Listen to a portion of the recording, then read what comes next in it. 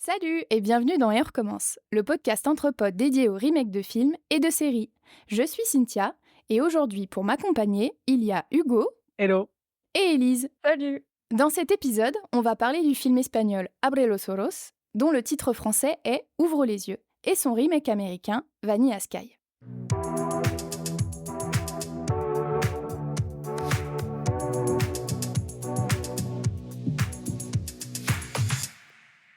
Alors, Abre los ojos, c'est un drame psychologique italo-franco-espagnol sorti en 1997 et réalisé par Alejandro Amenábar, connu aussi pour les films Les Autres ou encore Mar Adentro.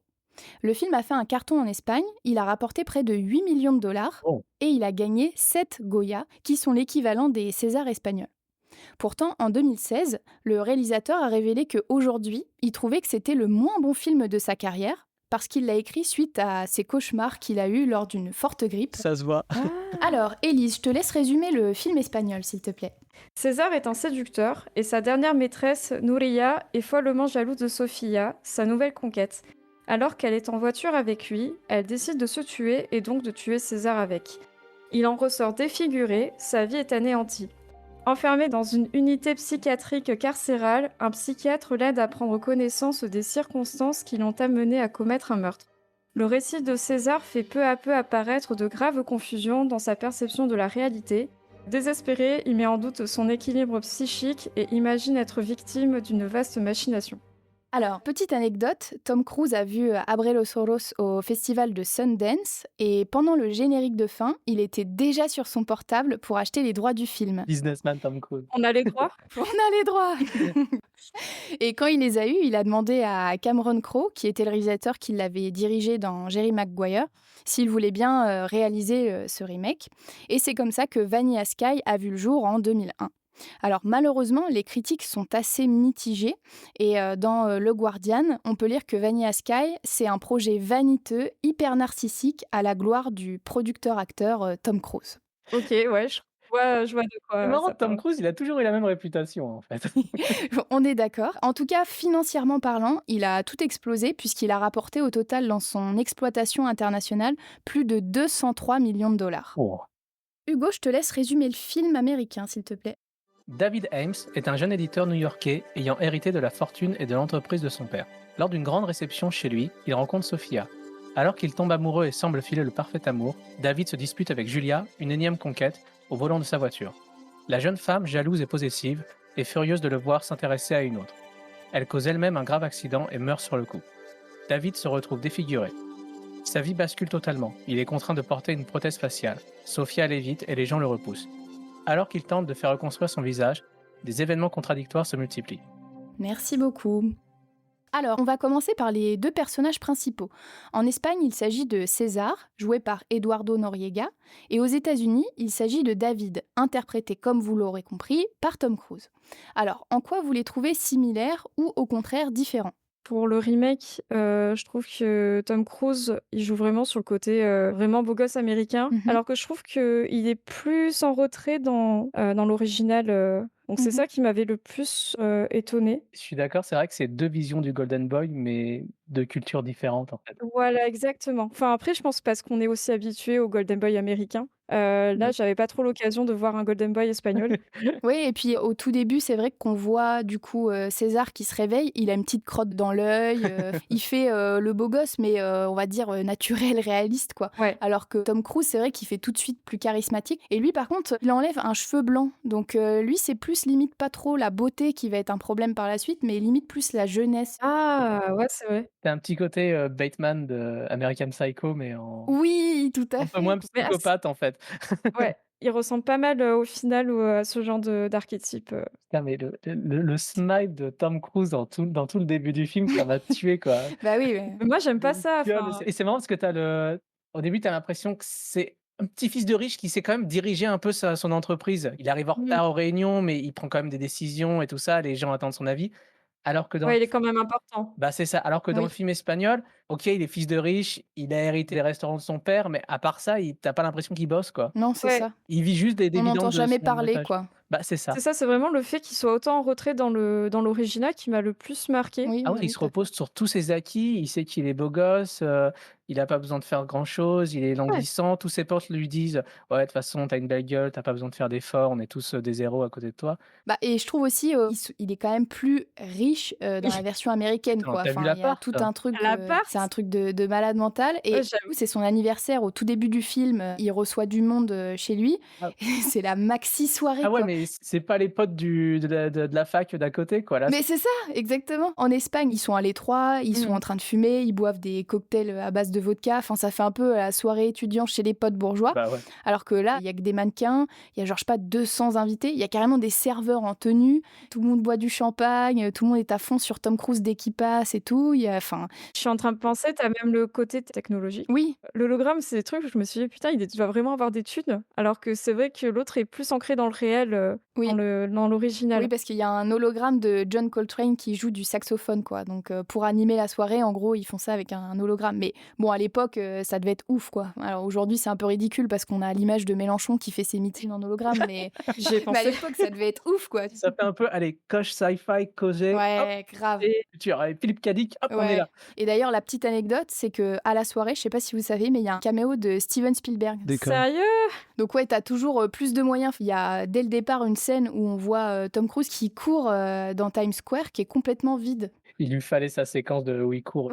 C'est obligé par film, faut qu'il court. Qu'ils ont privatisé Times Square pour quelques heures et ça leur a coûté 1 million de dollars pour faire ça. C'était Oh, enfin, je me disais que quand je le regardais, je me dis: «Combien ils ont dû dépenser pour faire ça?» Alors que dans la version espagnole, c'est 2-3 rues qui sont vides, quoi. Mais oui, c'est ça, à ouais, Madrid.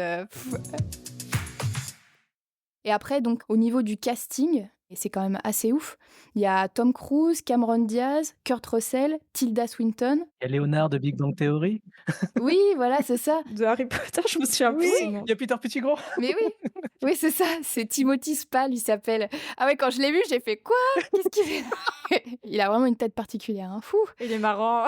Nouria, en gros, donc c'est le plan cul de César. En Espagne, elle est jouée par Najwa Nimri, qui joue Alicia Serra dans la saison 3 de Casa de Papel. Ouais, j'ai buggé. Et il y a aussi à la fin du film, une meuf, c'est une réceptionniste, et c'est Alicia dans Undo Stress. Je sais pas si vous regardiez Undo Oui, bah, Stress. Mais... ça me disait un truc aussi. Tes références, quoi.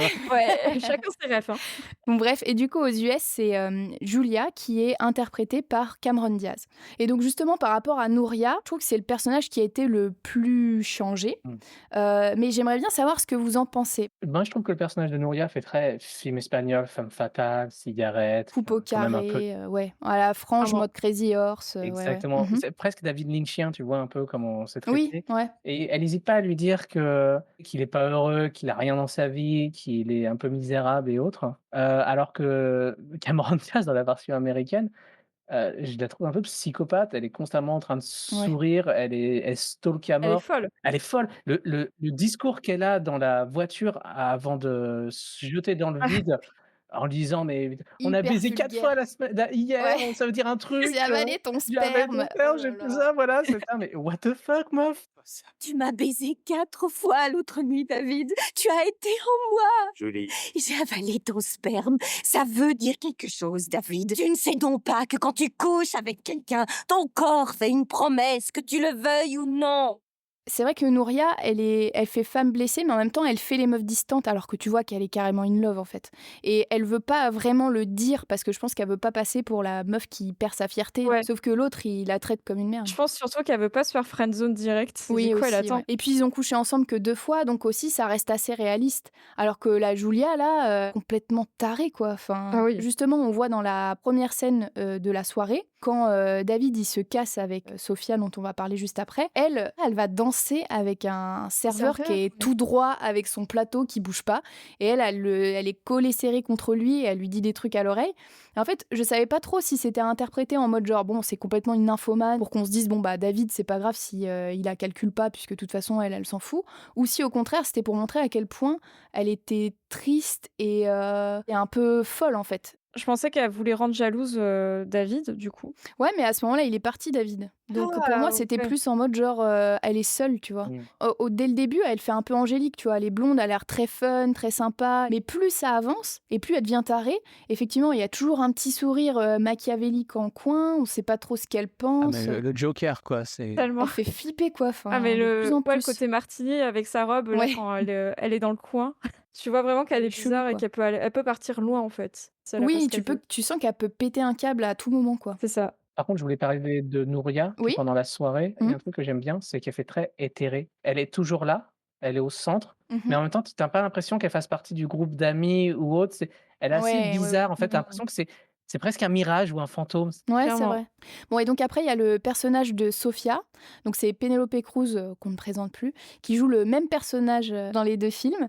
Alors elle, c'est vraiment le personnage, naïf, elle est belle, elle est gentille, elle s'intéresse vraiment à David pour ce qu'il est et pas du tout pour ce qu'il représente ou pour, son argent. Et aux US, je trouve qu'ils ont poussé un peu plus le côté un peu perfection du personnage. Clairement. En Espagne, Sofia, bon bah, c'est une mime quoi.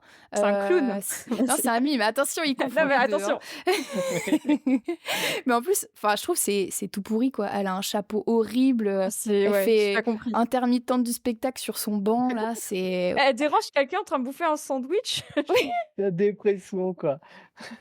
c'est horrible. Alors qu'aux États-Unis, bon, bah, c'est tout de suite plus glamour, quoi. La meuf, elle est danseuse, son petit juste au corps, super sexy, C'est Windows Stress. voilà, c'est ça. Il y avait un truc aussi qui m'avait bon ça c'est moi et mes blagues, nulles, mais comme elle s'appelle Sofia Serrano, moi je pensais qu'au jambon Serrano et j'arrivais pas à m'enlever ça. Dans la version espagnole, elle a pas de nom.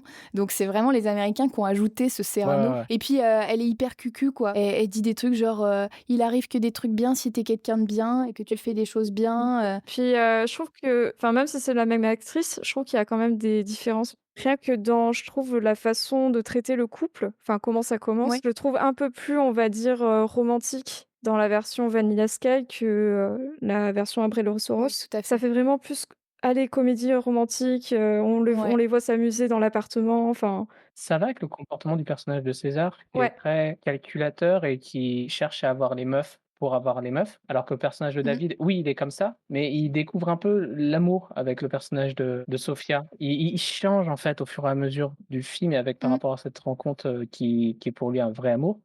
Alors qu'avec César, tu jamais l'impression qu'il évolue et que du coup, elle s'en prend plein la gueule, le personnage de Sofia, par rapport à ça, je trouve. C'est vrai qu'il traite pas du coup Sofia différemment des autres. Dès le début, il lui demande bon, tu fais quoi dans la vie et elle dit qu'elle est comédienne et lui il dit ah bon t'as pas honte de faire ce métier. Je suis actrice. Pourquoi, ça te dérange? Bah ouais. T'as pas honte. D'être actrice?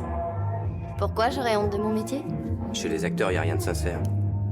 Vous êtes capable de jouer des sentiments que vous n'éprouvez pas. On peut appeler ça imiter. En ce moment même, tu penses peut-être « Ce connard m'emmerde, faut que je m'en débarrasse. Ah ouais. Seulement t'es bonne actrice, alors on voit rien. » Et il est insupportable. Mec, mais si t'essayes de la choper, dis pas des trucs comme on ça, est d'accord, quoi, on est c'est- d'accord. C'est encore plus évident qu'il est insupportable, le personnage de César, quand tu le mets en relation par rapport à son pote. Ouais, c'est Pelayo dans la version espagnole et c'est Brian dans la version américaine. Bah, je trouve qu'il y a une relation qui est pas très saine dans la version espagnole parce que ils sont tout le temps en train de se friter. C'est limite son bouche-trou en fait le personnage En même temps, le personnage ne s'affirme pas par lui-même. Tu as l'impression que c'est juste lui qui amène Sofia et qui sert et qui pas sert à grand-chose grand-chose, et d'autre, puis qui quoi. s'en prend plein la gueule à Mm. cause de César. La première fois qu'il rencontre Sofia, dans la version espagnole, tu vois vraiment que Pelayo, il voit qu'il y a un truc, ils sont en train de flirter, ça l'énerve. Ouais, Oui. Alors que dans la version américaine, ok, ils sont en train de flirter, ça l'énerve, mais ils font quand même un peu la blague. Ouais, ils me voient plus, je suis plus là. Ça fait un peu plus romance, plus que putain, il y a la meuf de mon meilleur pote que j'ai envie de me taper. C'est incroyable, j'adore votre manteau. Je vais continuer à faire comme si vous m'écoutiez tous les deux. Il y a notre endroit où je peux le mettre? Daniel, Je suis transparent. le Madison Square Garden est tout prêt, il devrait tenir dedans. Joyeux anniversaire. Nous l'avons choisi ensemble. Merci. Nous l'avons choisi ensemble. Nous... De rien. Arrête de flirter et ouvre-le.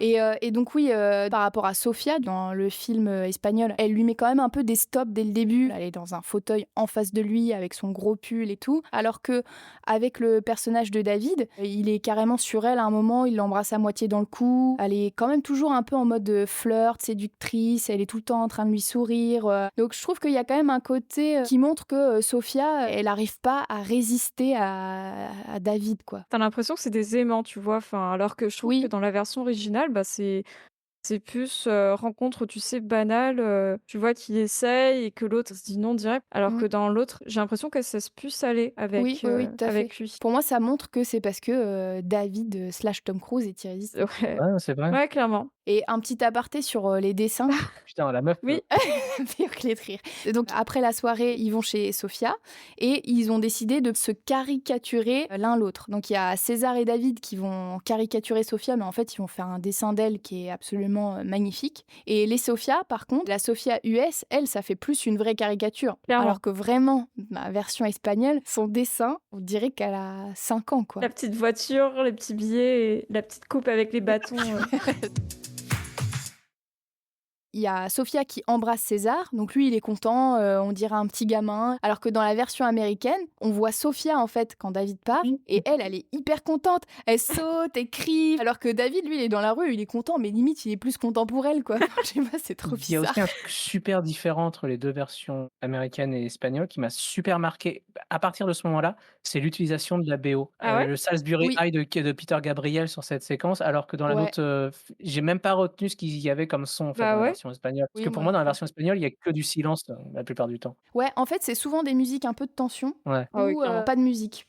Alors que dans la version américaine, c'est grosse BO, feel Ouais, vraiment. good ou des trucs contemplatifs, du Radiohead, des trucs comme ça. Mais en tout cas, c'est vraiment de la grosse BO pour te dire un peu quoi ressentir par rapport au personnage, quoi. C'est ça. Mais je trouve qu'il y a quand même une scène qui est un peu chelou dans le film plus tard par rapport à David. Ils sont au resto tous les deux, mais il y a aussi donc Brian qui est Ah, le meilleur ouais, ami de David. oui. Tu vois de Ouais, quoi je ouais, parle, ouais. la scène? Il y a Sophia qui est en train de parler à David, donc elle lui dit des trucs à l'oreille, et lui il la regarde, elle lui dit je t'aime, machin, elle part aux toilettes. Et il y a Brian qui lui dit à David, bah alors qu'est-ce qu'elle te disait?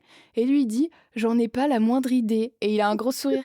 Et je trouve ça abusé parce que le mec, t'as l'impression à ce moment-là qu'il est juste là pour son physique, mais qu'il s'en Rien à foutre, branle ouais. totalement d'elle, quoi. C'est comme plus tard quand qu'elle l'engueule en espagnol et qu'il lui fait j'ai rien compris. Les deux sont un peu quand même des connards, même si au final, le personnage de César, c'est du début à la fin, alors que Tom Cruise, au début, je trouve qu'il joue vraiment du Tom Cruise, mais plus ça va dans le film et plus il change. C'est ça. Mais même en fait, juste après l'accident, je trouve son personnage il est quand même plus sympa. Bah, il est plus drôle, il est plus rigolo, il fait plein de vannes, il a de l'autodérision, il a toujours la petite punchline qui va bien. Même après son accident, même si c'est au fur et à mesure qu'il va péter un câble, quoi. C'est marrant que tu dis ça parce que c'est exactement ce que je pensais. Dans un film espagnol, le personnage de César devient un petit con fils de riche qui se permet tout, notamment dans la séquence avec les docteurs, où il fait vraiment un caprice. T'as l'impression qu'il est en train de chialer sur le sol comme un gamin dans un supermarché qui fait. a pas son jouet, On quoi. est en 2000, vous êtes pas capable de faire ça. Et puis il est condescendant, il se prend quand même pas pour la Ouais. dernière des merdes, quoi.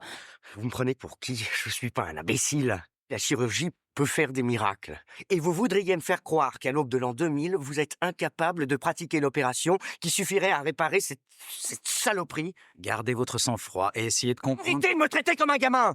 Qui vous autorise à me parler sur ce ton? Je suis pas le patient lambda.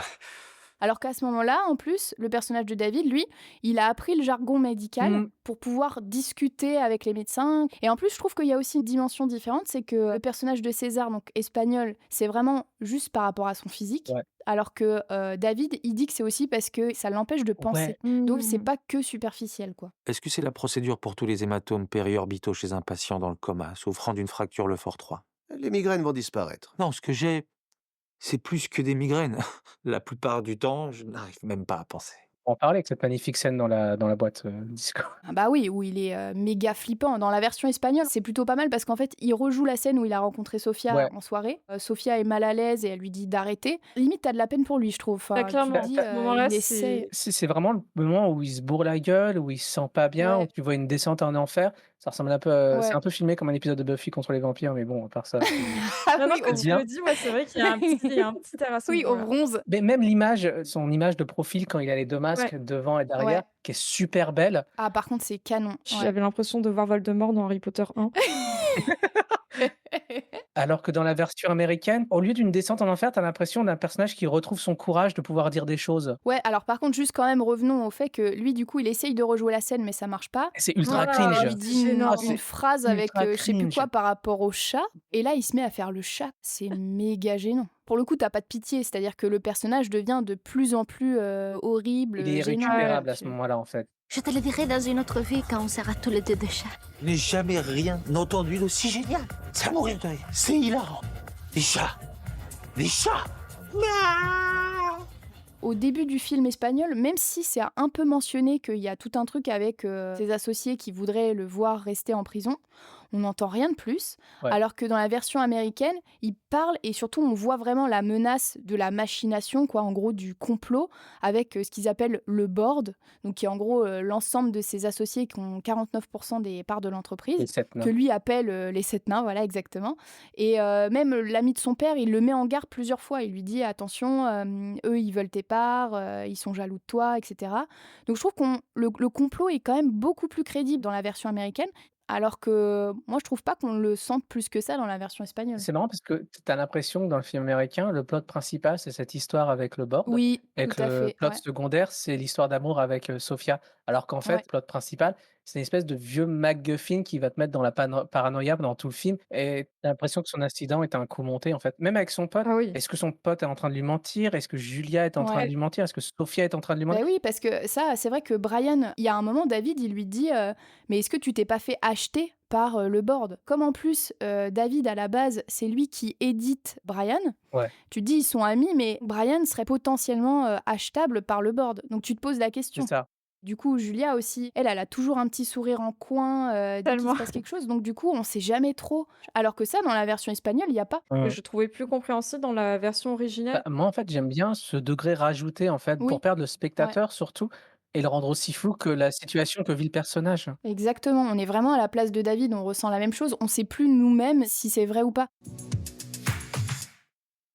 Il y a tout un passage après la boîte disco où il a un malaise, mais juste après, sa vie se remet un peu sur des rails. Oui, Il a l'opération pour, recoudrer son ancien visage. Sophia lui réadresse la parole Ouais, tout et va sa bien. vie semble quand même un peu s'améliorer par rapport à ça. oui. Donc moi j'aimerais bien qu'on parle d'une scène qui est finalement la même dans les deux films, mais qui est hyper différente dans le traitement, et donc je trouve que c'est très parlant. C'est la scène où justement les deux personnages commencent à être en plein délire après leur accident, et ils arrivent plus vraiment à différencier Sophia de Nouria slash Julia.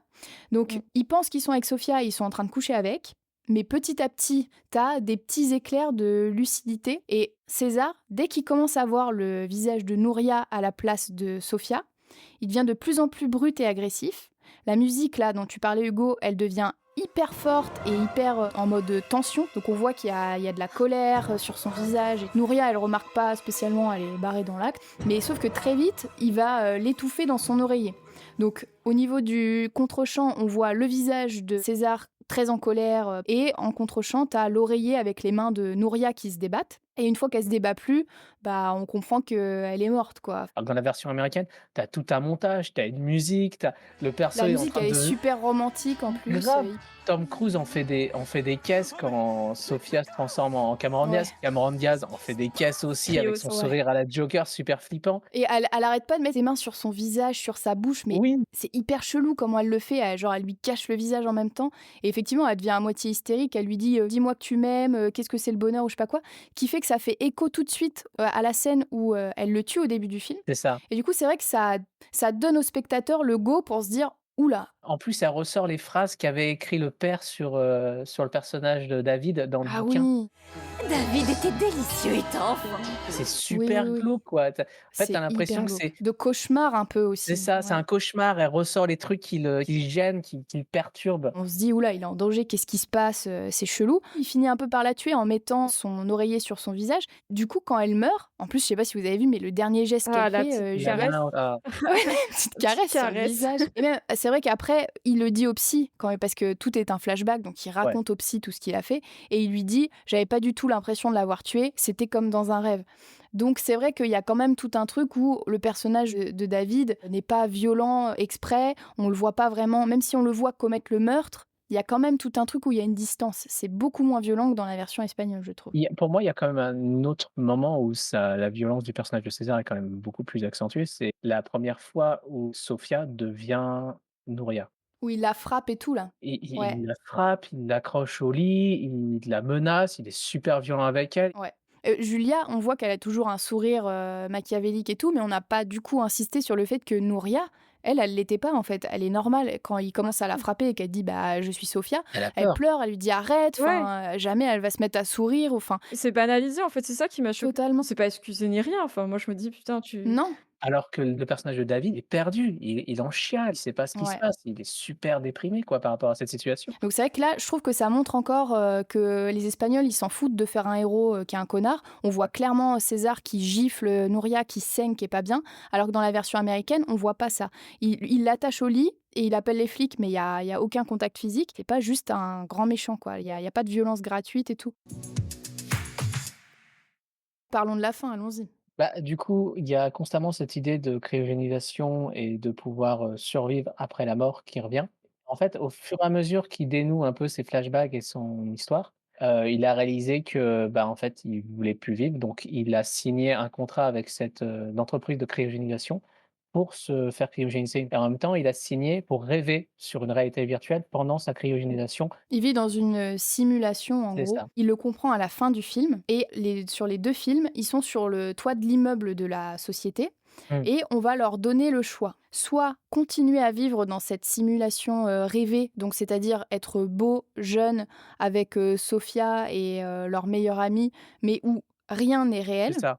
Ou finalement vivre dans le futur, mais sans Sofia ni leurs meilleurs potes parce qu'ils seront morts d'ici là, avec un visage qui pourra être opéré grâce au progrès technologique, parce que c'est je sais plus combien d'années plus tard, mais 150 ans, il me c'est semble. ouais, c'est ça, 150 150 ans. Mais par contre, ce serait la vraie vie. Donc il y a quand même un petit truc aux US où ils disent par contre attention, tu auras plus d'argent d'ici là, histoire de donner un peu plus de dilemme encore au personnage, quoi. Mmh. Donc en gros, ils doivent faire ce choix.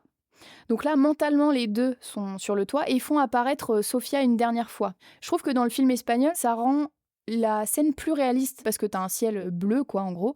Et il y a Sofia qui apparaît en robe blanche, mais bon, elle a froid. Enfin, je sais pas, il y a un truc qui se passe où t'as l'impression que c'est plus réel, même si tout se passe dans sa tête. Alors que dans la version américaine, t'as le ciel, justement, donc Vanilla Sky, qui a un hommage au tableau de Monet, la scène à Argenteuil. Je diverge un peu, mais t'as le côté aussi poétique que j'aime beaucoup dans Vanilla Sky.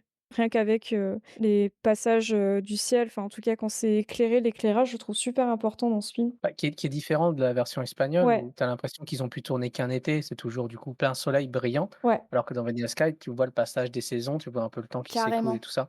Du coup, Élise, toi, tu disais que t'aimais bien ce ciel et un peu cette lumière. Mais moi, je trouve que ça fait artificiel et que limite, ça fait un peu pub de parfum. Enfin, moi, j'ai pas trop kiffé, Mais non, tu quand vois. tu le mais, dis, ouais, c'est sûr que ça fait pub de parfum. Moi, c'est juste un point de vue poétique. Je trouvais, vu que c'est par rapport au rêve, bah, du coup, en termes de contraste de couleurs par rapport au ciel, je trouvais ça intéressant parce que ça te donnait plein d'indices. C'est marrant parce qu'en fait, j'accepte moi ce traitement esthétique dans la version américaine, Ouais. parce qu'il y a le côté où Parce que il oui, ça se passe il pas vraiment. ça se C'est passe pas ça. vraiment en fait. Il monte au paradis, ça se voit un peu quand il est dans l'ascenseur, mais en fait, il y a tout le traitement du film américain que j'aime bien parce que toute sa mémoire, en fait, est planifiée par lui. Tout ce scénario est planifié par rapport à sa culture, qu'elle soit pop, qu'elle soit autre. Moi, je trouve que ça aussi, c'est presque trop appuyé. Ça fait un peu le pot pourri, quoi. Tu vois, ils parlent Ah, tu trouves? d'Elvis, ils disent le mot Björk 3 ou 4 fois, ils parlent de Madonna, de Courtney Love, des Beach Boys. T'as des posters de Jules et Jim, t'as tous les tableaux impressionnistes, t'as une scène de James Bond. C'est un poil trop lourd. Ça fait presque là, je trouve, film étudiant où t'as envie de mettre toutes tes références, tous tes trucs pour montrer au jury derrière que regardez, Ouais. moi je m'y connais en art. Je trouvais ça intéressant dans le fait qu'une simulation se base sur les souvenirs d'une personnage et Oui. sur son identité, et du coup, qui façonne ça, et que du coup, tu comprends qu'à partir du moment où il se réveille, tout le monde il est beau, tout le monde il est gentil avec lui, mais et tout va ça dans a son du sens. effectivement. Par rapport à la version espagnole, où tu sens vraiment que tout est construit de façon un peu Oui. Ouais. clinique et froid, mais c'est ce qui en même temps rend Oui, la chose c'est vrai. cauchemardesque. Non, mais les deux visions sont cool. En fait, le fait que ça tourne vraiment vers une espèce de simulation ou d'interprétation de son cerveau, je trouve ça plus poétique parce qu'il a une certaine rédemption dans sa vie où il a compris qu'il n'aura pas Sofia, Donc, il Ouais. faut mieux en mourir, quoi, pour continuer plus tard dans le futur. C'est là où je trouve que dans la version espagnole, le personnage, il a pas trop une rédemption. Limite, j'aurais préféré que la morale du film soit, il est plus dans une espèce de délire. Il a vraiment tué la meuf et en fait, Ouais. il subit le fait d'avoir commis un vrai crime. Ouais, que du coup, ça le hante. Voilà. Ouais. Ouais, parce qu'au final, lui, il choisit de mourir, mais c'est vrai qu'il le fait plus par fierté, en fait. Mais c'est vrai que c'est pas du tout par rapport à une rédemption. Quand il saute, il est en stress, Il y tu a sens un- qu'il va c'est vraiment ça. se suicider. Enfin, il en a peur. Alors que Tom Cruise, pour le coup, c'est vraiment en mode cascade, quoi. Cours vers le bord. Tu sais, c'est mission impossible, Ouais. quoi, c'est le Je truc. pense que c'est aussi pour chasser l'idée de suicide que t'as pas envie de voir dans un film américain. Même s'il va se tuer, en fait, comme tu sais que c'est une simulation, le fait qu'il le fasse en mode genre un peu détaché, ça rend le truc un peu moins horrible que dans la version, C'est dans ça, la en version fait, espagnole. c'est ouvert à Il l'interprétation. n'y a pas de morale. C'est vrai que ça peut être un plus, selon comment tu le vois. Parce qu'au final, c'est pas forcément une vie rêvée non plus. Il va se retrouver avec un visage beau, mais il aura perdu Sofia et il aura perdu son meilleur pote. Il va avoir une vie de merde où il va être encore une fois dans la dépression, il sera dans le futur, il y aura pas ses parents, il aura rien en Ouais, fait. Je clairement. trouve que Vanilla Sky arrive à exploiter des sujets, des thèmes ou des directions de scénario. Tu as des séquences assez oniriques qui sont amenées, qui complètent en fait à Bryce Loves Ouais. Rose, qui ont ses défauts. Ça reste un gros film américain avec donc sa fin qui peut être un peu niaise plus qu'une Mhm. fin qui fait réfléchir. Pour le coup, c'est un remake qui est intéressant puisqu'il ajoute des vraies choses qui sont Il le Clairement, complète. ouais. et ça, c'est pas forcément le cas de beaucoup. On est déjà au 4e épisode là et jusqu'à présent, on a toujours préféré l'original au remake. C'est ça. Ouais, clairement. Très bien, eh bien c'est comme ça qu'on va conclure cet épisode. Merci à tous les deux pour votre participation. Et merci. Merci. Merci aux personnes de l'ombre pour leur aide précieuse. N'hésitez pas à vous abonner et à noter le podcast afin qu'il gagne en visibilité. À bientôt!